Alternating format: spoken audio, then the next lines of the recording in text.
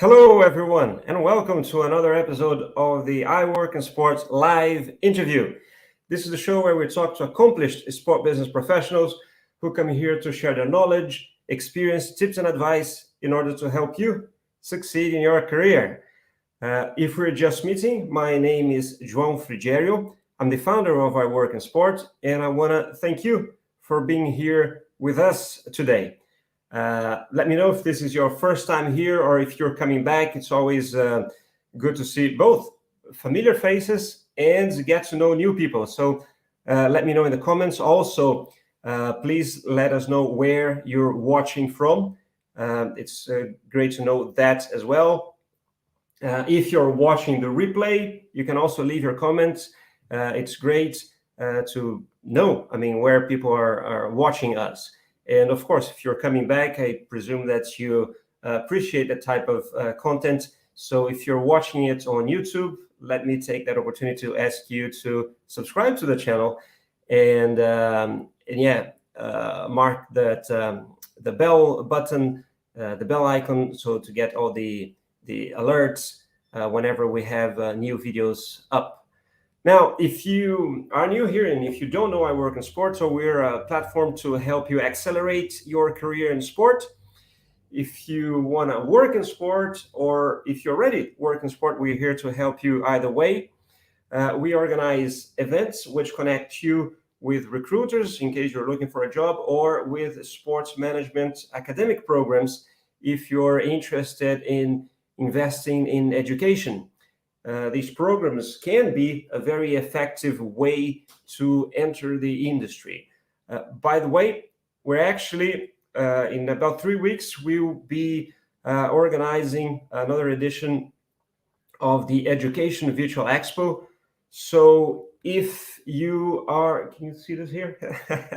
So if you are considering investing in education, if you would like to meet the programs, if you want to meet their admissions team, talk to their alumni live, we're going to have that event on the 27th of October.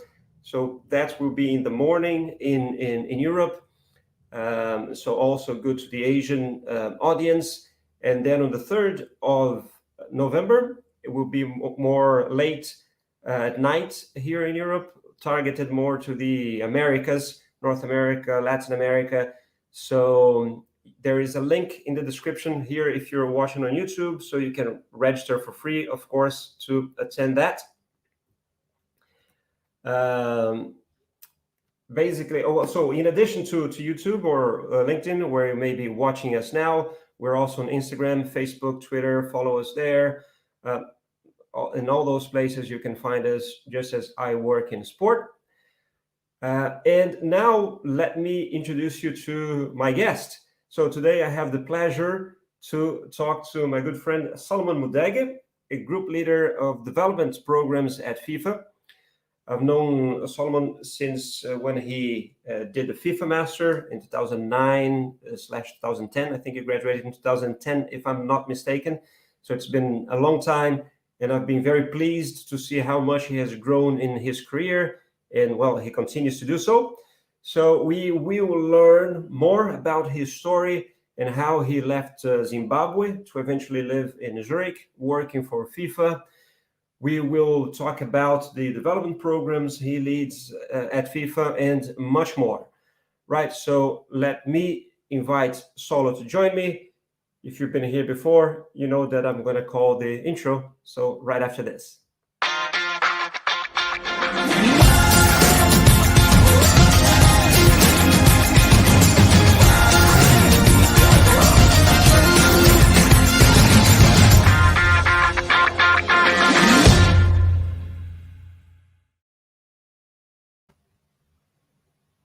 Solo, how are you? How's it going, Joel? Good to be here. I'm well. Good to have you here too. It's good to see. Well, I saw you just a few weeks ago, a few days ago in Zurich. But it's always good to see you, my friend. Good to be here. I'm very impressed already by the setup and how we move through from these video clips. It's a good start. Let me say it that way. Don't worry, something will go wrong eventually. No, But no, no, no. as long as We're we doing have well. fun, it's good. Listen, Yes. I will want to start as I normally do, asking you to, before I go to all the questions, maybe let us give us a summary of your career, maybe what you Okay. studied and how you started working in sport. Okay. Well, thank you. I think you said a bit about that, including the role of the FIFA Master in my career. But just to start off, my name is Solomon Mudege. I am Zimbabwean. I grew up in Zimbabwe, went to high school in Zimbabwe, and then after high school, I had a choice. I'd actually studied English, history, and French, thinking that I was going to become a lawyer. And then I decided to take a gap year where I taught in a primary school. And during that year, I found out that my true passion was to be somewhere involved in sport.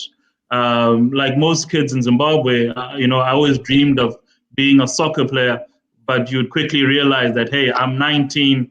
I don't think this dream is going to come true.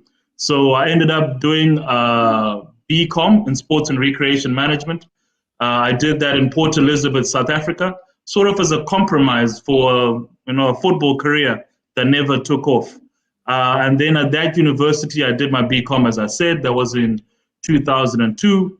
I graduated, and then I did a business management honors degree.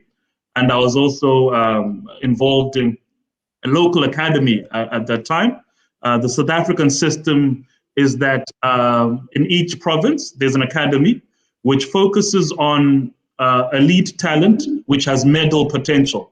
So everywhere you go, you're going to have guys in fencing, guys in synchronized swimming, people in Paralympic swimming, people in weightlifting who aren't in those sports codes which immediately generate money. Yet, when they reach the Olympic level, when they reach the Paralympic level, everyone wants to celebrate the success. But they don't know that these people, it's a struggle for them to continue participating in their sport. So the academy setup has been put up to allow these people to be given certain services for free, from training facilities to nutrition advice, as well as psychology support. And what I was doing at the academy, I was involved in marketing. So I was trying to seek commercial support for these particular athletes. So I'd go to the local car dealership in Port Elizabeth and I say, do you know that you got a Paralympic swimmer? And that, he would gladly take your vehicle for the next year. You brand it, you put his name on it, and he gets a car and you get some visibility. So it was working at that really practical level that I was working. And then my university, what's now called the Nelson Mandela University, they became part of the CIS International University Network. So there was an opportunity to be involved in the setup of their program and also to participate in the program as a student. I did that, and then I heard about the FIFA Master and I applied for that. So in 2009, as you got it correct, Joao. In 2009, I came to Leicester. We proceeded to Milan and then to Neuchâtel as part of the FIFA Master 10th edition. After that, there was an opportunity to get an internship at FIFA. And then that was the opportunity that I got. And basically, I've been here since September 2010. So it's been 11 years in Zurich. Great. We're going to talk a bit more about that. So are you in Yes. Zurich now? Yes, I am. I am in Zurich now. Great. And just for me to get it, when did you move from Zimbabwe to South Africa? I moved to South Africa in 2002 to start off my university to study. Great. Solo, before we go to the next question, just to give you a sense of some people that are watching. Okay. So Ariman Roy here is in India. Good. We have Jesus in France. Welcome, Jesus. There's who else? Masoni Masoni in Portugal. Yep. And there's a comment here from Nayan. I'd like to thank you for finding this company. Hopefully, we're all looking forward to a great, successful expo. Oh yeah, Nayan. So Yes. yeah, go there. That will be fun too. And for the moment, I hope that you enjoy the interview, the chat with Solomon. So Charlotte, hello. Yes. Saying Charlotte hi as is from well. the 21st edition of the FIFA Master. Indeed, We she were has with Charlotte created some more people saying hi in here. July. Yes, let's Yes. see who's watching us. All right. Tendale from St. Vincent and Yes. Grenadine in the Caribbean. Davud from Iran. Welcome, everyone. Oh, and Nayan is in Ireland. So yeah, we Yes. have people From all from over. many different places. Oh, Yes. another one came up, and Andrea in Mexico. We'll get to more messages in a bit. Keep sending them. Let me jump to a question. Yes. Solo. So we mentioned that you're sort of the group leader of this development programs at FIFA.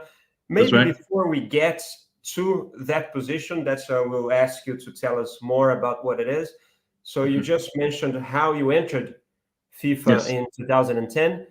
Maybe you can also continue and tell us a bit more of your progress there, right? You started as in an internship. Yes. You mentioned that you had some experience in marketing before. That's right. And if I'm not wrong, that's what you did for a part of your term at FIFA, and then you moved to development. Yes. So let's talk about that. Starting the work at FIFA, working in an area that you were familiar with, and then how you transitioned to development. Okay.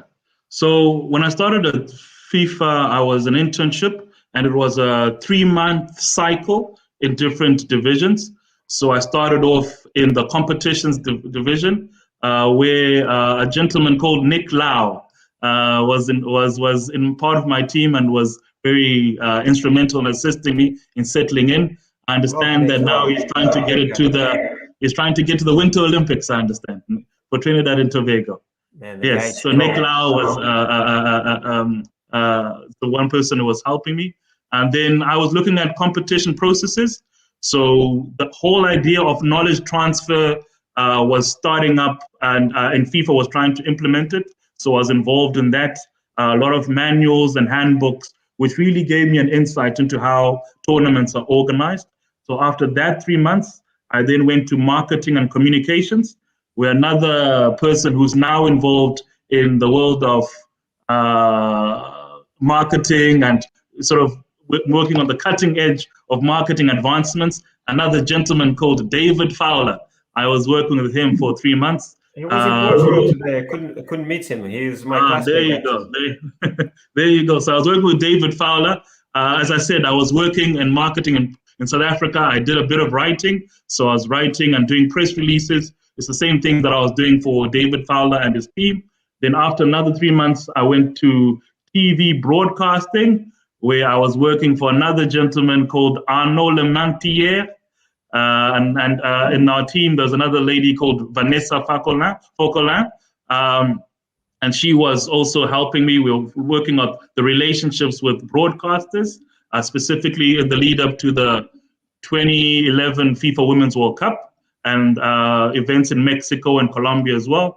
And then after that, I was involved in development as part of the development team, particularly working at how we could present and be more transparent in how FIFA funds were used. So we had something called the Development Globe, which has now been replicated in something similar that we have called the FIFA Forward map. So in my internship, it wasn't just, people have this vision of internships, maybe it's something that comes from TV. You're not making coffee. Even the people who you're working with, they don't know you're an intern. You're just somebody who's introduced to them and you're expected to deliver. And you've got some experience, because when I started my internship, I think I was 28. So I was well experienced at this viewpoints from South Africa. So I found that to be a very positive experience.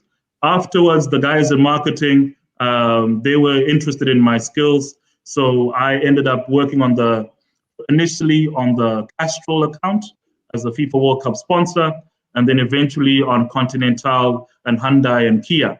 So I worked with them for various events from 2011 up until the end of in September 2015. And then around that time, there was an Ebola outbreak in Sierra Leone and in Liberia and parts of West Africa. And FIFA made a task force to, work on this Ebola crisis, specifically to get the support of players to speak out and to advise on how we could stop the spread of Ebola. And there was a task force which was voluntarily made, and they said whoever wants to participate and contribute their skills and knowledge, we have an opportunity to do this. And I volunteered for that. And I started working with the guys who were in development. And then from that, they said, hey, you got some good ideas.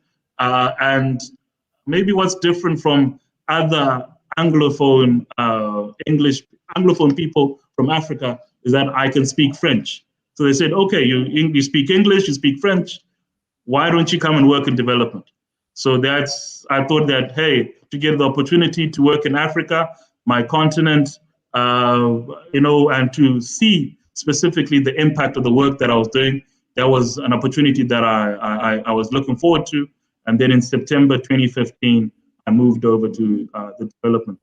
So we've had some changes. I think in the beginning, we were called development, and now we are specifically called the Member Associations division, which more speaks to how we're structured, because we're not just about development, we're also about the day-to-day communication with our member associations. So anything that's involving member associations, we're the first point of contact, or when other people have failed to get in touch with our member associations, we're sort of their lifeline, their contact of last resort if they want to get in touch with the general secretary or someone else in Kenya or Libya or Namibia. Yeah. Right. Yeah. That's great. Thank you for that, Solomon. And so, do you miss working in marketing, or because was there a point where you did that happen? That transition happened very fast, or was something that you're kind of already wanting to do? You had already that vision to go and work more linked to Africa. How that actually transition and the decision happened? I think the idea to work in Africa is just something that was seamless. I'm from Africa. I have an interest in what's going on there. I think a lot of people also assumed that I was working in Africa, so it was good to finally say, oh, do you work on anything in Africa? And to finally say, yes, I do. So that was something that I could tick off. And then I think what I miss in marketing, or maybe what I miss, what is certainly different, is that marketing and our tournaments and events, they work according to event cycles. So everything sort of ramps up towards the World Cup. We're doing more marketing activations towards the FIFA World Cup. And that is the key event that we're trying to deliver. In the world of where I work with the FIFA Forward program and with the development programs, there is no cycle, there's no rhythm. It's at any given time, we are approving projects and we are continuing to support. So right now, we're supporting some of those member associations who are involved in the FIFA World Cup qualifiers.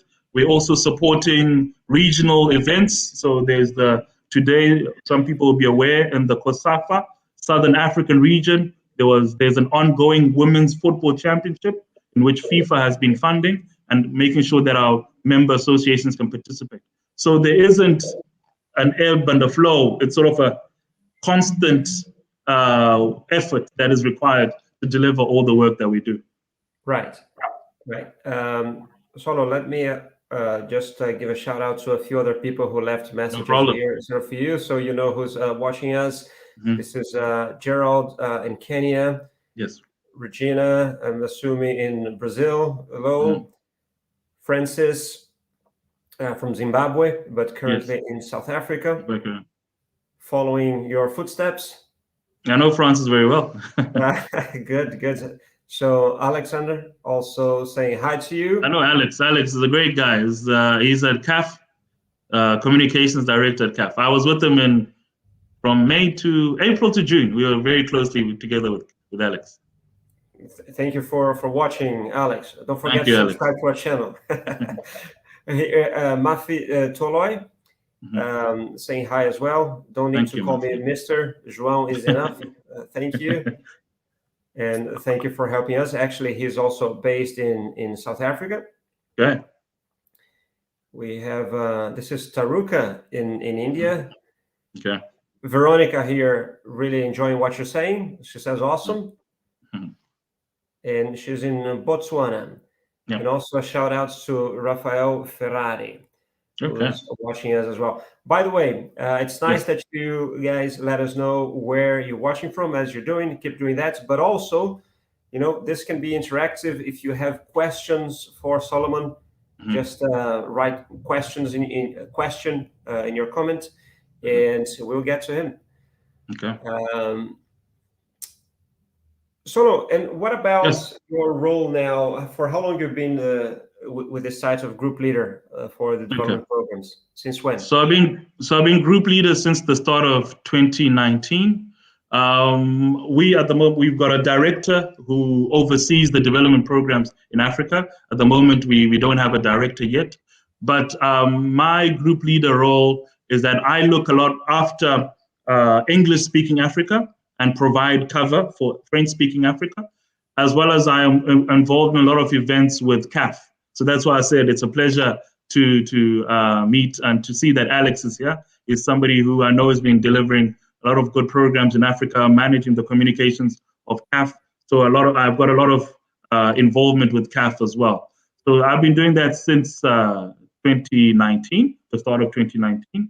It's a very exciting role. As you mentioned, what it's like. What it's like. A day in the life. Imagine that you don't have any day one like the other, but paint us a picture. Should I describe today? Give us a sense of what your job is like. Okay, so today was a very early day because we had to have a conversation about broadcast issues. So at the moment we have, if you go on FIFA.com, we're broadcasting all the FIFA World Cup qualifier matches. So we had a very early call in which we are trying to help some of our broadcasters in ensuring that they're able to deliver the events. So we had due to time zone differences, it was a call at 7 o'clock in the morning. And then after that, I think at around 10 o'clock, we had another call with the South African women's national team to discuss some projects that they want to do. Later on in the day, they were playing in this COSAFA tournament that I'm talking about. And then at 11 o'clock, we had a meeting about the Future of Football Summit that we had last week. I'm sure you might have known that FIFA is engaging the different member associations on how to address the international match calendar and the tournaments from a FIFA World Cup level and a FIFA Women's World Cup level, as well as youth tournaments that we're organizing. And then around 4 o'clock, I had to pick up my kids somewhere, and then I got ready for this interview. So I was at home. We're doing a lot of home office, and then I had to come to work. So that's today. Tomorrow will be a different day. Each day is different, and it's part of the excitement, I guess, of being involved in international football. But one thing that you mentioned when we were talking earlier, yesterday actually, was about the impact of COVID to your work. Because I noticed now you're just describing a lot of calls, international calls, and I imagine video calls. And in a sense, you said that in the end was beneficial, at least partly to your work, because now you're even more productive. Is that right? Exactly. In terms of interactions, nothing can ever replace sort of face-to-face interaction. So last week I was in Gambia to meet the Football Federation. They're making a lot of good advancements in women's football. They're involved in the qualifiers for the FIFA Under-20 Women's World Cup, which will take place in Costa Rica. I watched their match against Burkina Faso. So there is a value to meeting, and wherever possible, I think we'll always meet. But what COVID and the way that we're doing things now has opened up is we really understand that through online methods, we're able to communicate. So I met the guys in Gambia last week, and then on Monday we had a call via Zoom, and we're going to follow it up again with another call. So we're able to maintain the momentum from that particular meeting, which is something that would have been, I guess, not that easy to understand and to organize in the past. But now we're finding out that, yes, we actually can deliver. We've had instances, like I said, I was with Alex. I was working in Cairo from the end of April to the end of June. But my colleagues who are based in Zurich, I would hope there was no impact to what I was able to do and to contribute as part of my team, even though I was in Cairo and they're in Zurich. So, of course, the pandemic has brought about untold suffering for people and deaths and everything else. But there is this understanding of through online method, we've been able to establish closer contact and to understand that we can organize things. You know, one interesting thing that's happening in Africa, people are revising their statutes of their member association so that it becomes possible to do an online congress, which no one would ever have considered. And people are now saying, okay, you can do an online congress. In Botswana, I saw that there was somebody there. They had an online election where people met in different areas, in 4 different areas, but through connectivity, they were able to manage the election and share election results across the 4 sites where they were doing election and announce a winner. So there are things that are possible in this in these times, which we wouldn't have considered before. Right. Yeah, no, definitely. I mean, it kind of accelerated a lot of what was kind of starting to happen anyway. All this, the digital innovations and solutions, and definitely accelerated. It was 100% terrible what happened, but there are some beneficial results from that as well, and at least in terms of technology, how it facilitated the way one can work. Hopefully, it's nice when you can use that optionally, right? If you can opt to do that kind of call. It sucks when you actually are forced to do so. Forced to do it, yes, you're right. Anyway, there's some questions arriving here, Solomon. Before I shout out here to my man Paulo, special viewer here to me from Brazil.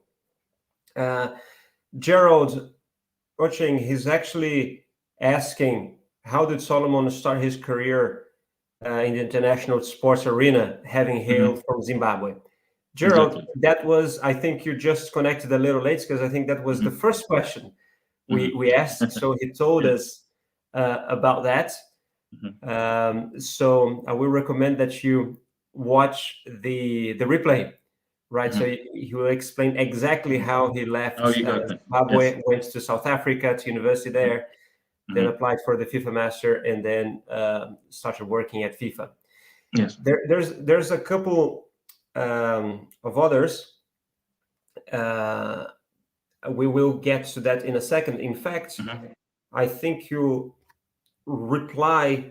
kind of reply one of them now, because I'm going to ask you, what advice do you give to, and I'm sure you hear that a lot, or are asked that a lot, to non-Europeans who wish to work with sport in Switzerland or other European countries? Okay. At the moment, I think there are different countries. As much as we can describe Europe as being Europe, the EU, there are different differences in sort of the visa policies of each country. So in certain countries and in certain organizations, they're able to have a relationship with their immigration authorities to have special permission to bring people to their company. So there are those types of organizations. And then there are also organizations where they have to work within the quotas. So despite the organization's desire to have more diverse people, they have to operate within the quotas which are applicable for all the different countries. In my experience on FIFA side, Switzerland does remain a country where it is difficult for an external person to get a work permit, especially comparing it to when I entered. Now it seems to be a bit more difficult due to legislation that has passed. But we as FIFA are also trying to decentralize our operations. So my specific division will be moving to France in January. So the Member Association division will be moving to France. And already we have 11 regional officers who are FIFA staff. Like, I interact with them as FIFA staff. And in Africa, they're based in Johannesburg, in Dakar, in Brazzaville, and in Kigali. And then we've got other offices all over the world, in Auckland, in Barbados, different offices. So FIFA itself is decentralized. And the idea of I can only work for FIFA if I'm working in Zurich is not correct. There are other regional offices where people can work. Actually, Solo, I'm going to yes. show this. You sent me yes this picture. So this is actually where exactly. So those are all our offices, regional development offices all over the world. Right. Exactly. How many so, are they then? Sorry? How many are they? They're 11, not including Zurich, they're 11. Okay. Yeah. So I used to be, and briefly, I was part of the Africa and Caribbean group. So I also was working with my colleagues in the Barbados office. And that's why I was quite intrigued to see somebody joining from St. Vincent and the Grenadines, because they were one of the member associations that I was working with at that time. So yeah, and just to summarize about the work permit, what the FIFA itself is trying to decentralize, and then the exact requirements depend on the country and also depend on what local arrangements the particular organization has. I might speak under correction, but once I applied for a job at the International Paralympic Committee, who are based in Bonn, in Germany. And for them, my nationality was not an issue because they've got a local arrangement with their, with what they call the Kreisbureau, their city authorities, which allow them to recruit a certain number of people. So I would hope that in more and more international sports organizations will be trying to reflect their diversity and to reflect their membership by either seeking to have arrangements where they're based, or by expanding their operations like FIFA is doing, so that it would be a FIFA office in Johannesburg, a FIFA office in Auckland, and everyone is contributing to global football development. So talking about those offices, yes. What are then the opportunities that are in those offices for people thinking of working at FIFA but outside Europe? I can't say too much about that, but I will say for Africa in particular, go on FIFA.com careers next week. There's an announcement that we'll make. So we're always recruiting and always looking for people. There's currently an opportunity, and next week there'll be an announcement there. But yes, most of the people who are working in those offices come from those regions. So the people who are working in Johannesburg, they look after, hopefully most of the people can understand these regions that I'm mentioning, but there's a region called COSAFA region, which is the Council of Southern African Football Associations. And the people who work in our Joburg office, one is South African, one is from Botswana, one is from Madagascar. And those are all in the COSAFA region. We've got our office in Dakar, Senegal. One person is from Senegal, another person is from Mali, another person is from Cabo Verde. So it's people working in office from that particular region, and all of them being FIFA staff. Great. And more generally, to work within, let's say, your team, or maybe Yes. one of those teams, what are the skills that you mostly look for? So, Okay. whatever you guys are hiring to work in development or Yes. in the members associations, what would you Yes. say are the main skills?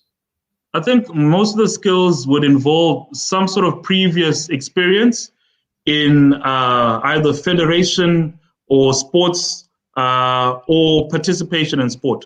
We have one of our staff members, she's a former football player. We have another staff member in our team in Africa. He's a former president of the Member Association. We've got another member, another staff member who's just graduated from her honors degree and was working within local football. So we've got diverse experiences, but most of them would also always involve a touch point or some sort of link to football. So either you worked at a FIFA event or at a CAF event or at a COSAFA event. It all depends, but there is some sort of link with football itself. And does it have to be with football? There's a question here from Mafi Toloi. So it says, in South Africa was contracted by Master, marathon and Yes. cycling events. Is it difficult transitioning from cycling and marathon events into a career at FIFA?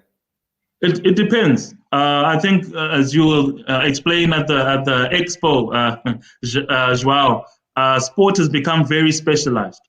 So depending on what you're doing, that career that you're doing is always can now be found in football. So I've got people who've got a legal degree who are working, people who've got an accounting degree. One of my colleagues was working at Deloitte before she came to FIFA. We've got people who were working on stadium management. So they were working on cricket pitches and football pitches. Now they're involved in our tournament and events team, looking at the training sites that we have for football events. So it depends what exactly it is, and it depends whether that skill is transferable into a FIFA, a football environment. But when you have that skill, as I'm sure you'll appreciate, you need to differentiate yourself from other candidates. And I think it's something that when I speak to other people, it's something that I point out that you need to have a unique selling point for yourself, a unique selling proposition. How are you different from everyone else who's an accountant? And that can be a whole range of skills that you can bring. Most of them are soft skills which separate yourself or we separate you from other people who might have a similar qualification. Yeah, that's great advice. Thank you, Solo. And well, you mentioned the events. So we do have this education virtual expo coming up.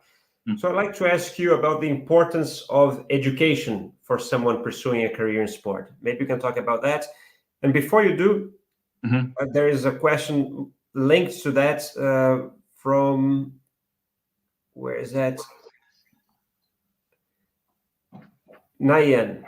Yes. Pat, I'm in a stage where I have to decide to pick up a FIFA Master's course or move to Portugal to work in my friend's tech company in tech outsourcing. So would you both please advise what's the best for me?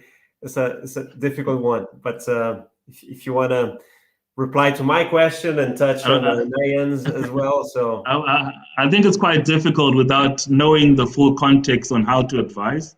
But I think in what I would say is that based on my experience, I wanted to work in an international football environment. And the FIFA Master was a way of doing that, of giving myself additional skills and improving on the knowledge that I have, and even challenging some of the assumptions that I made.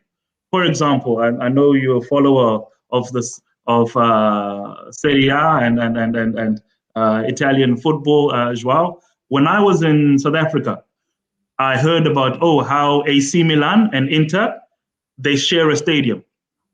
When I looked at it, I saw it in the whole spectrum of being cost effective.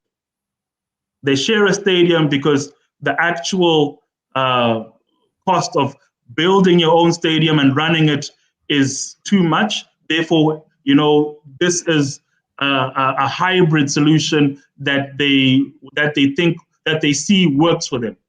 Unfortunately, I actually had the opportunity to go to the San Siro, to talk to people at Inter, to talk to people at AC Milan, and they say that exactly, and they say sorry, yes, exactly. We hate this. We don't like this. We're trying to get our own stadium, So it sort of challenged what I thought before, and I wouldn't have ever understood that if I hadn't had the opportunity to go there and to experience and to talk to those people. So that's one thing that I benefited when I was there. In terms of education, if there are any Zimbabweans on the call, education is something that is highly valued in Zimbabwe. Like it is the parents' dream that their children do well. And my family is not any different. It's something that my parents have instilled in me. And it's something that if you grow up in the right family environment, it's something that is always emphasized to you without anyone ever speaking to you. But it's known that education is something important. If your brother does well, you also have to do well. I'm the firstborn in my family, and my sister, she studied forensics, right? And I don't even know how she chose to do forensic. My brother, he's studying to be a doctor in Hungary. My cousin, I'll use terminology that we use in Zimbabwe, my nini, which is my aunt's or my uncle's daughter. She grew up with us, and now she's doing a PhD at Cambridge. And all of us did that on scholarships. And so up until now, we see that there's a link between trying to do the best that you can, always putting your best effort, because people want to be associated with what is positive, and people want to be associated with talent and people trying to go for excellence. So education is something that I value. As I progressed from South Africa to the FIFA Master, I did that on a scholarship as well. I must admit, I would never have been able to afford to do the FIFA Master if I hadn't been offered the scholarship. So in my mind, and based on my experiences, education is absolutely important. And to excel in education brings further opportunities. And it's something that we should strive to do. Yeah, I totally agree with you. So what I can add maybe to Nayan is, listen, I know that so the FIFA Master opened their registration, I think, this week. Yes. So I would say certainly apply for it, because in the end of the day, you don't even know if you're going to be called. I know there's a lot of people applying for that. It's not that easy. It's actually difficult to, it's 1 in 10, if I'm not wrong, that is accepted in the course. So I would 100% advise to apply. In fact, I would tell him to, as I said, go to our events in 3 weeks' time, meet other programs there as well, because even if that's your first choice, you might get to know others. That's maybe interesting for you too. And as I said, you don't know if you're going to be accepted in one. So you might also apply for others. And then in January or February later on, then you will be in a position to decide to take that decision, because if you don't even apply for those, then you have no choice actually. So I would do it, apply, and then if you're called, you've had more time to decide, also to see what happens in the stack company, and then you will at least have a choice. But there's a lot of questions here. I think, Sola, I'm going to move from what I had prepared to what is coming here. Okay. So there's a comment here from Robin. Yes. I know Robin well. He used to be at Adidas.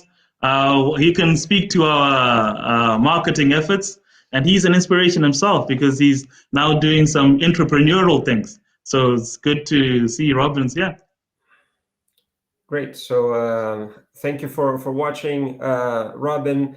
and Marcia as well, being with us. So Naiwan is saying that he's ICC volunteer at UEFA. Just so you know, Christine here, Zimbabwe's presented, yes, the most important thing. She actually, this is the button that I was looking for. She said it was great advice. Yes. Thank you, Christine. So, Christine is a media personality in Zimbabwe as well. She would have a different viewpoint on how well our federations are doing. Right. So my man saying, bravo, education is the point. And then there's Brian Chen. Hi there, I'm currently doing the ASTS Master's program in Lausanne.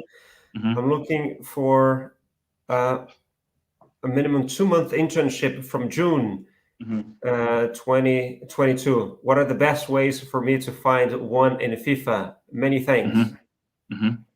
At the moment, the guaranteed internships, because FIFA supports the FIFA Master program, the guaranteed internships are offered to a FIFA Master class.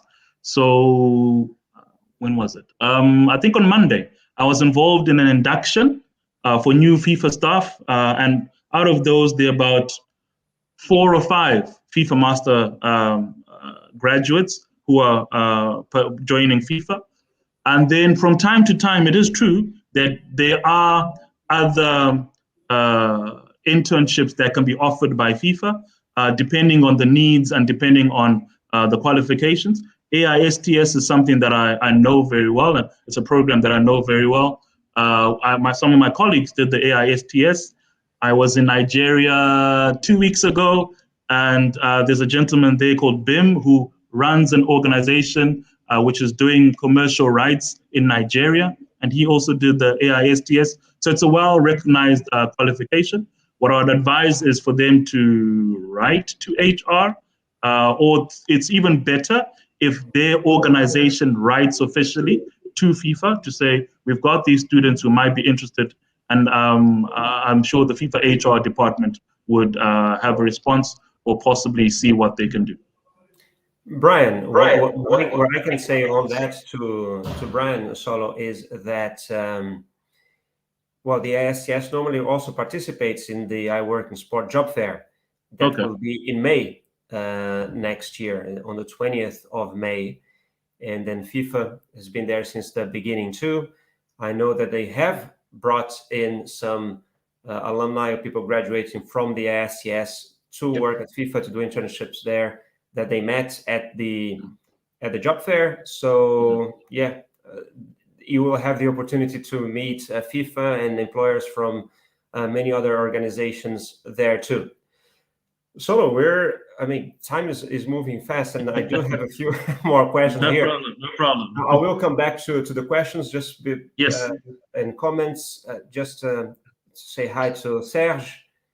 Hi, Serge. I was with Serge in Cairo. Yeah, he's a great guy. He sits at the board of the FIFA Master alumni as well. There you go.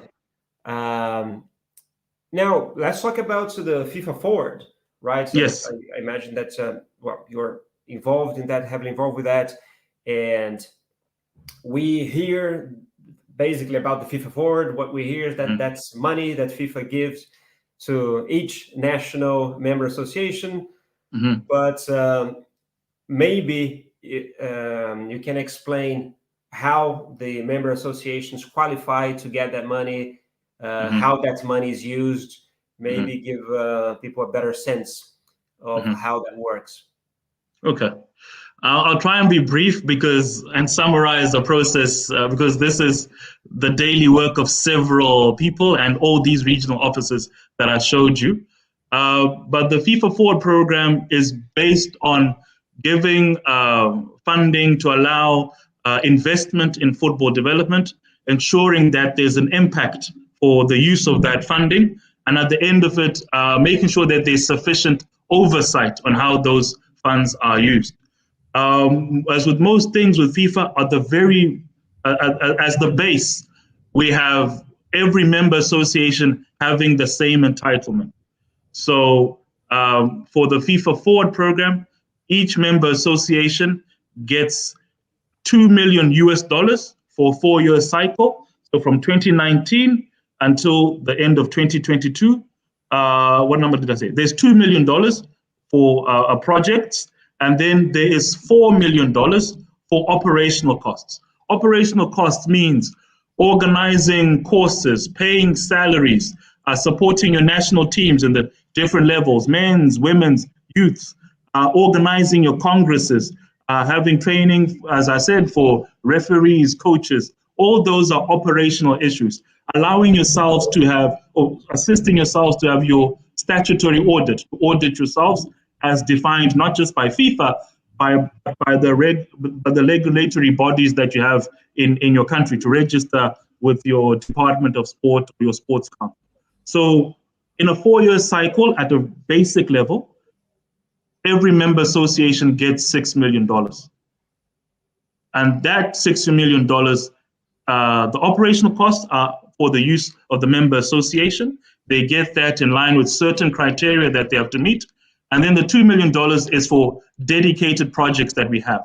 I won't go into the whole discussion of how the project is run, but at a core of it is that we need key infrastructure in each member association.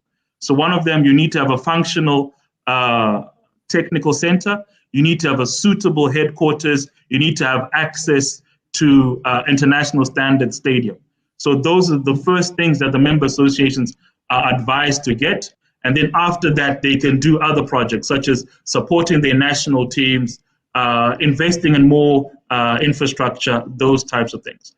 So there's always discussion, and we assist the member associations in defining their priorities and allowing them to see where they need to invest their funds in. We can't take the decision for them. They have been elected to take those decisions. So one of the challenges that we have is that you, as a football fan, you might have a different idea of where the federation should be putting its money. There's nothing really we can do, but what the federation should definitely be doing is being transparent in how they use the money. So they have to tell people how they use it. So your criticism doesn't go from, I don't know what they're doing with the money. It becomes, well, maybe I don't agree with this particular priority, but at least you know. So a big part of FIFA Forward is the transparency. If you go onto Google and you type in forward impact map, you can see how much money is available to each member association, how much of it has been used, and how much of it is left until the end of 2022. So we assist different projects. One of the biggest projects that I'm working on at the moment is with the Juba National Stadium renovation. That's in South Sudan. I hope most people would know that South Sudan is the youngest country in Africa. They only became independent in 2011, I think, or at least they joined FIFA in 2011, 2012. And since then, they've never had an opportunity to play an official home match because they don't have suitable facilities. So with the support of FIFA Forward, we're helping them to upgrade their national stadium at a cost of 5.1 million. I can say it because it's transparent. And with this, it will allow them to finally be able to have a facility in their own country, which is in line with CAF standards. The person who's making these CAF standards is another guy called Mohammed Sidat, who works at CAF, is also from the FIFA Master. Oh, there you go. So, and that's what we're trying to achieve. So through that, we hope you'll see the impact, and the impact will be even a double dose, as in South Sudan last year, they played their first international match for the women's national team. In the last week, South Sudan was in South Africa to get more matches under their belt. And we're hoping that in the next announcement of the FIFA Coca-Cola World Rankings, you're going to see the South Sudan women's national team for the first time in their history being on that list as well. So all of this is, as I said, it involves different divisions. It's a collaborative effort. And what is supposed to, what is guiding us is this understanding that there's the potential to invest more in football, the potential to do have a greater impact, but at the end of it, there needs to be greater oversight of what is being happening. So all this money that we're speaking about, all the money that FIFA sends is audited every year. So all the FIFA funds that we give, not only to the member associations, but we give funding to our confederations, UEFA, OFC, Common Ball, all of them, they get $12 million each year from FIFA to support their competitions. So when you see the new CAF Women's Champions League, there's FIFA support that has brought that about as well. So we work together with some of the people who are in your chats, like Saj. Yeah, nice one. Thank you, Solomon. Listen, Yes. we're very close to the 1 hour mark. It's Okay. flying by. So actually, you touched on the development of women's football in South Sudan, them opening Yes. there, them Yes. they will be ranked in the Coca-Cola rankings very soon. Yes. There are a few more comments and questions. I will try to get to those. But my final, I think, question would be about women's football. That seems to be very high in the FIFA agenda, right? Yes. So maybe you can tell us a bit more about the work that you are doing and the whole, let's say, development team or the MAs are doing in terms of women's football. Okay. So women's football is a FIFA priority. It's part of our vision 2020 to 2023. We have 11 goals that we're trying to achieve, and one of them is to boost women's football. And also another goal that we have is to have new competitions and to always develop and have new competitions. So in terms of women's football, I see there's Meskarim from CAF. She's from the CAF Women's Football Department. There's been the launch of the CAF Women's Champions League. There's also a new campaign strategy that was launched. It's time, it's now, which we're supporting. So it's a key topic that we have to address and to ensure that there is growth in women's football and they get the support that they need. We just had one of the comments coming through from one of our researchers. Her name is Dr. Nontlantla Mkumbuzi. She is a researcher who's doing research for us in the COSAFA tournament, looking at injury assessments, injury surveillance at the COSAFA tournament, looking at and generally trying to ensure that we consider the specific nature of women's football. It's not the same. Not everything is the same. There's certain modifications, certain understandings that we need to get in women's football, and she's doing research on perceptions regarding the menstrual cycle and how that affects performance. It's something that CAF is supporting us in. So I think the biggest growth area and the area that gives me excitement is women's football, and not only on a performance and players side, but also in administration. I'm involved in what we call the FIFA Women's Network, where we try and promote the advancement of women at FIFA and to ensure that women feel that they can contribute and females understand that they have a role to play and can progress in their careers at FIFA as well. So yeah, I'm always willing to engage and to discuss women's football with anyone who has an interest in it. That's great, Solo. Thank you for that. And actually, we also have a lot of a good number of women watching us too, so interested in that talk. Yes. So, Nolana. Yes, that's our researcher, Nontlantla Mkumbuzi. There you go. So yes, you can say her name much better than me. So you'll practice and get it right. There's also a message from Yvonne. Yes, Yvonne. She's from the FIFA Master. I think last time when I was in Lesotho, she was working for the Ministry of Sport. And we actually had a conference together with the AUC Region 5, the Olympic committees. She's a very accomplished administrator as well. Right. There's Meske as well from Cairo saying hello. She's saying hello for the second time. We had a call together today. Okay. It's the first time she's saying that to me. Nice All to see right. you here, Meska. Yes. Listen, what else? There's a few more questions here. So I can take some questions. It's. I don't know how strict you are with the time, but I'm available to take more questions. I'm not that strict, so I'm on your clock now. So All right. All we'll go right. for All a right. few more minutes. Let Yes. me see. There's some curveballs coming here as No well. problem. So I'm No problem. qualified in sport, but talented people in Africa are always a threat. How do you address that issue? I guess she says are always seen as a threat. Yeah, I think so. Yes. Yes. Okay. So one of the things that we need to address is what exactly does it take to become a football or a sports administrator? We have former players who feel that they should be part of the administration. There are those who've done the studies but are seen not to have the on-field experience to do it. And it's not we're not there yet in terms of understanding what is the exact profile that's required, at least in the African context, to be maybe the general secretary of a member association.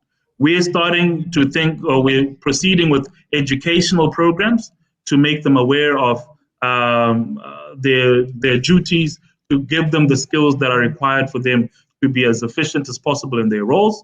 And I would say that talent is not something to be afraid of. It's something to be appreciated. And on my side, if I was the president, I would get a talented person, pay him well, compensate him well, and make him or her understand that they need to deliver certain things.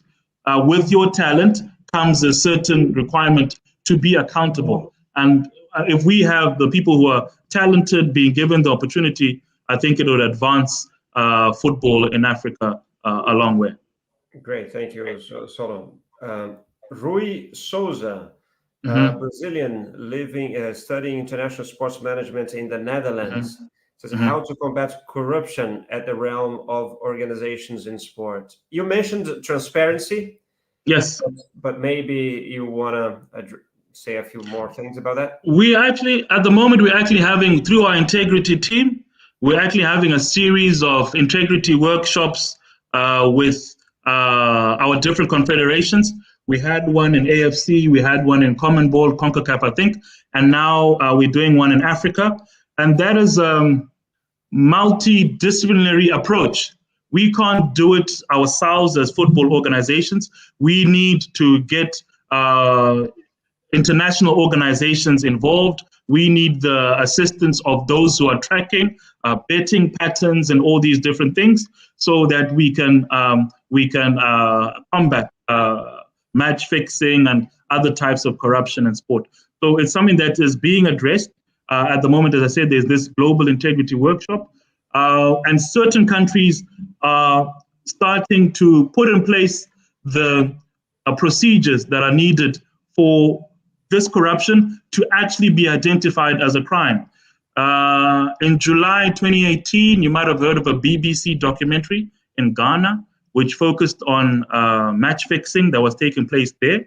And we obviously got in touch with the Ghanaian government to see what can be done. There was a change of leadership. We brought in a normalization committee. But what happened was that at the heart of it was the conduct that everyone had seen, the bribes that everyone had what was captured on camera.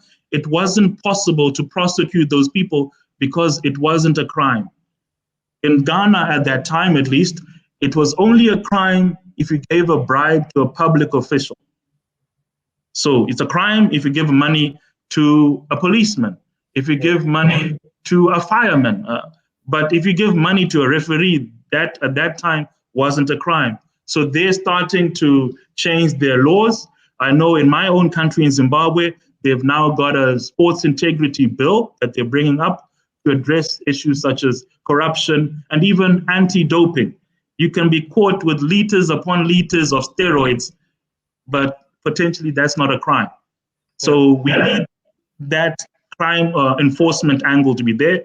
And at a high level, FIFA is also making memorandums of agreement with organizations such as the African Union to look at anti-corruption. We're also working with the different UN bodies to look at that as well. Thanks for that, Solomon. And Rui asks if we can keep in touch. Of course, you can find us on LinkedIn. Send us a message there. Yes. We can connect and keep in touch for sure. Another one from our friend Tabo. Tabo, yes. Starting with the Stylistic Sportainment account. Okay. So good to see you. I'm going to ask a very controversial question. So he prepared you for it. Okay. How FIFA chooses their consultants for members associations. Why does that? So FIFA doesn't actually choose, as he's saying. They leave the FAs to choose it. Do you know why? Okay. It depends. So at FIFA, we work with a central pool of consultants who are working on certain projects. I must admit that most of the consultants are for things where we ourselves are unsure and don't have the expertise. So infrastructure project. We've got infrastructure guys who will come and analyze the project and say, well, for this type of building, this is how it should be done.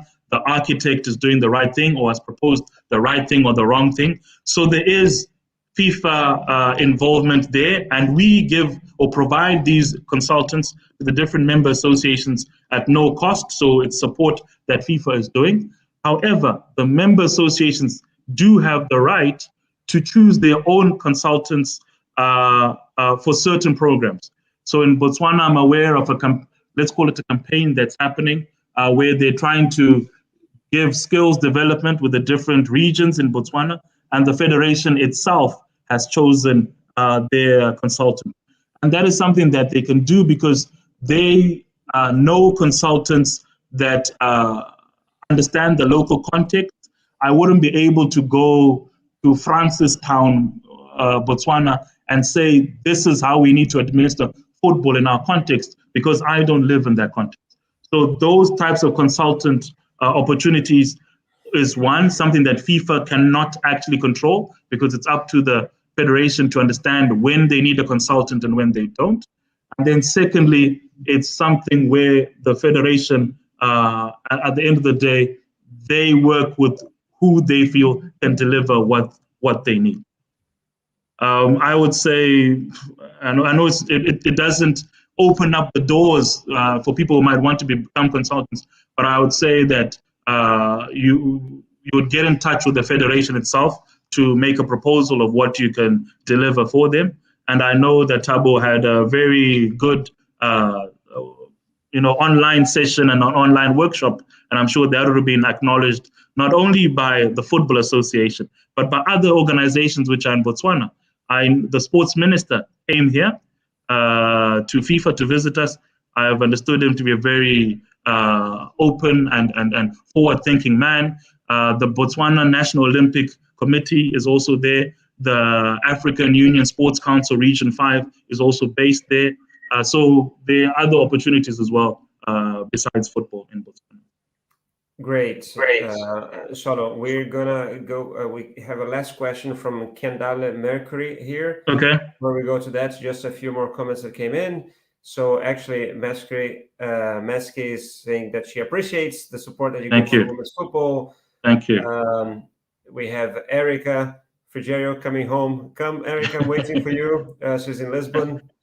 Regina saying hi from Brazil. From Brazil, okay. Brenda, nice listening to you. Continue to support women in football. Thank you. Otacílio as well in Brazil, big audience there. Home.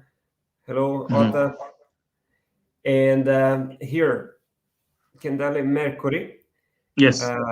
Primrose as well saying hi from Germany. Hello, Prim. Now, what's your take on the FIFA Masters? So some students finished the FIFA CIS diploma with the University of West Indies and were encouraged to apply to the Masters. I think it's a similar thing that happened to you, right? So when you did the similar course in South Africa, you mentioned that in the beginning. Maybe you want to respond to her? Yes. So, I think it's one of the things that I'm proud of. When I did the CIS course in South Africa, at that time, CIS had no intention of offering a link between these courses that they were doing all over the world. So in South Africa, in Egypt, in Senegal, in Venezuela, in Brazil, in Poland, all over the world, they were seen as standalone courses that they were doing to address the local context in those particular countries. And the FIFA Master was something different. So I can say with pride that I did the course in South Africa and then became the first person to proceed to do the FIFA Master. And I got a scholarship to do that. Since then, CIS has been offering scholarships. I think it's 2 scholarships for students who do their courses all over the world, as I've described in these different places, and they can proceed to the FIFA Master program. So in terms of what's your take, I would say that there is an opportunity to do the FIFA Master. There's an opportunity for funding from FIFA and CIS to do the course. If it's something that interests you, it's something where you'd like to expand your knowledge, you'd like to get additional insight into how the world of sport is, it'll be something good to do. So you are in the West Indies, I've been to their campus in Trinidad and Tobago. It's a whole different world. Being at Old Trafford, being at Lord's Cricket Stadium, Wimbledon, all these different places that are part of the FIFA Master experience. And if you've got the opportunity to do it, I strongly encourage that you take it. Yeah, thank you for that, Solo. I will add that if she wants to speak with the admissions team of the FIFA Master and with some alumni to know more about it, so have this direct contact with the alumni, get their experience, she should go to the Education Expo. That's how we're doing. So I'll be there as well. There's a link in the description. And not only the FIFA Master, so there will be the admissions team and alumni from the Johan Cruyff Institute, from the University of Liverpool, Bath, Oregon, South Florida, the Real Madrid Universidad Europea, La Liga Business School. So there's and many others. So check it out. So let me just recommend that to everyone.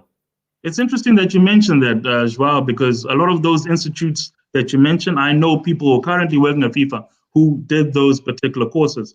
So, there are different options. All of them seem to lead to people advancing in their careers and going to the next step that they're looking for. Yeah, 100%. I think, it's what you're talking about. Education is about studying. And I think studying involves studying the options and see what's the best choice for you, right? Yeah. So actually, so I think we're going to start to wrap up. So I want to ask, there's actually a lot of people still watching us. So if you're here until now, let me ask you to, leave that thumbs up. It helps us with the channel. If you liked that, I loved the chat with Solomon. If you liked it and want more of that, subscribe to the channel as well. Hit that bell sign. And so that was just a reminder to everyone. I think there's another comment here. Yeah, Kendali just thanking you. Thank you. I want to thank you, Solo, for doing this. And thank you. It was great. It's funny because we see each other, I won't say a lot, but often, a few times a year. We see each other at least every year as well at the FIFA Master graduation. Go to the graduation. And and then we have chats here and there, but I don't think we ever stopped like an hour straight to have that kind of so for me. And I really appreciate what you're doing, Joao, and to just the I work in sport concept, to see it grow. I think we should also do some presentation on entrepreneurship, because maybe I chose the safe option of working for an international sports organization. Maybe I should be on the ground trying to buy media rights and do things like that. So it's really an inspiration with what you've done and to see how you're managing it all and the partnerships that you're able to generate and create opportunities for all the people who have joined the talk today. It's I want to thank you for that. Oh man, I thank you for your words.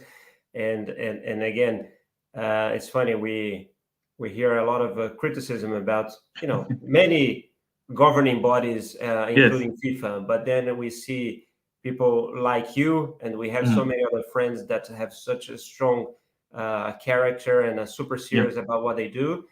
So we feel very hopeful that things are going the right direction. So thanks for being here with us. I want to thank everyone that has been watching us, and we'll be back next week. So Solo, thank you so much. Thank you very much. Don't go away. I will come back to you in a second. Let me just finish this. Bye-bye, everyone.